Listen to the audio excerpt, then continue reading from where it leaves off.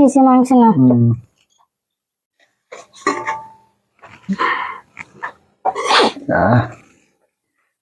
মাংস দিয়েছে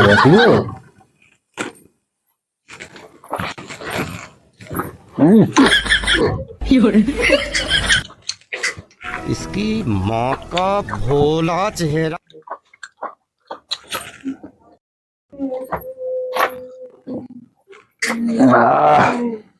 আজকে মজা হলো খেয়ে।